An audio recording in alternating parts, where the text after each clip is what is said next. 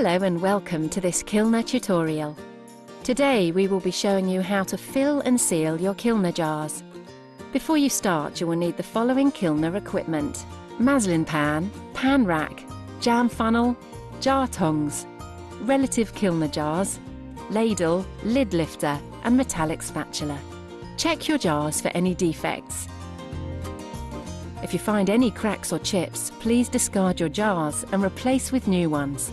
The first thing you need to do is to tip away any excess water which might be inside your jars. It is important to fill your Kilner jars whilst the jam is warm and the jar is warm. Place the funnel on top of your jar and using your ladle pour your jam into the jars. Fill to the bottom of the jar neck. Remove your funnel. Next, before you seal your jars, you need to remove any excess air bubbles from inside the jar. To do this, using a metallic spatula, carefully slide it down the side of the jar and slowly move the jar to remove any air bubbles. Using a clean J-cloth, wipe around the rim to remove any jam debris. You are now ready to seal your jars. If you are using the Kilner preserve jar, you need to add your metal disc. To avoid any contamination, use your lid lifter to pick up the disc and place onto the top of the jar. Finally, pick up the screw band with the lid lifter and screw tight.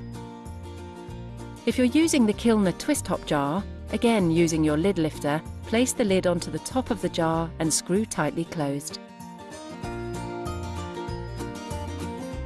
Finally, if you're using the Kilner Clip Top Jar, ensure the rubber seal is securely placed onto the lid. Close the lid and tighten using the clips. Once you have sealed your jars, you are now ready to move on to the processing stage. Processing your Kilner jars is an important part of the preserving process and is used to remove excess air and eliminate bacteria by creating a pressure seal. Place your Kilner muslin pan onto the hob and place the pan rack inside.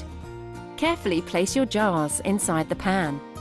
Fill the pan with cool water, making sure water covers the top of the jars. Bring to the boil and simmer for 30 minutes. After 30 minutes, turn the heat off and allow to cool. Carefully remove the jars using the jar tongs and place onto a chopping board which is at room temperature. Do not place hot jars onto cold surfaces. Once you have removed your jars from the water, you may hear popping sounds.